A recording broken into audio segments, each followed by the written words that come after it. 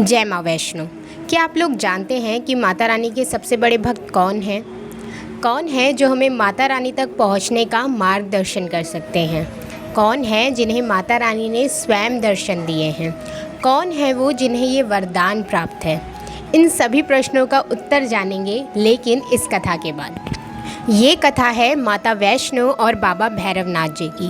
पौराणिक कथाओं के अनुसार कहा जाता है कि माता रानी के भक्त श्रीधर जी एक बार अपने घर में भंडारा करवाते हैं।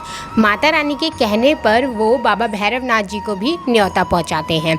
बाबा जी ये जानते हैं कि इस पूरी प्रक्रिया के बीच में किसी बड़ी शक्ति का योगदान है, इसलिए वो भंडारे में उस शक्ति को आजमाने के लिए आते हैं।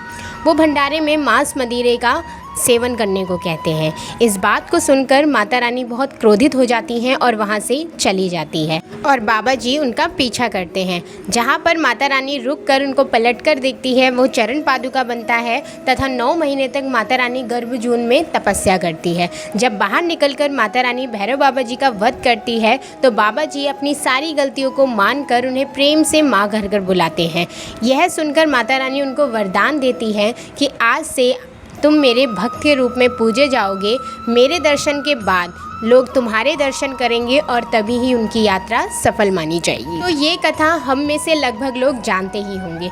अब मैं आपको माता रानी और भैरव बाबा जी के बारे में कुछ और बताना चाहती हूँ। तो सबसे पहली चीज़ जो हमें इस कथा से समझ आती है वो ये है कि हमने पिछले कितने ही बुरे कर्म क्यों ना करे हों, जाने अनजाने में, लेकिन अगर हम उन्हें मानकर माता रानी को अपने आप को समर्पित कर देते हैं तो माता रानी भी हमें अपने दोनों हाथ खोलकर अपने बच्चे के समान स्वीकार कर लेती है और हमारी सारी गलतियों को माफ़ कर कर हमें सच्चाई की राह में अग्रसर होने का मार्ग दिखाती है। माता रानी के सबसे बड़े भक्त भैरवनाथ जी हैं। वो सदा माता रानी की भक्ति में विलीन रहते हैं। उन्हें माता रानी से प्रिय कुछ भी नहीं है। वो माता रानी से ऊपर या नीचे किसी भी चीज़ को स्थान नहीं देते हैं। उनके लिए जो भी है वो माता रानी ही है।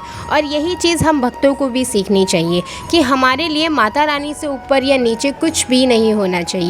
हमें सदा माता रानी की भक्ति करते रहना चाहिए। हम भैरव बाबा जी जितने महान तो कभी नहीं बन सकते, लेकिन हाँ, उनसे प्रार्थना जरूर कर सकते हैं कि वो अपनी भक्ति का अंश मात्र हमें भी प्रदान करें, ताकि हम भी माता रानी की सेवा में सदा लगे रहें। इस कथा से हमें ये भी देखने को मिलता है कि हमारी माता रानी कितनी विशाल है, वो कितनी दयानीय है, उनका दिल कितना ज़्यादा बड़ा है।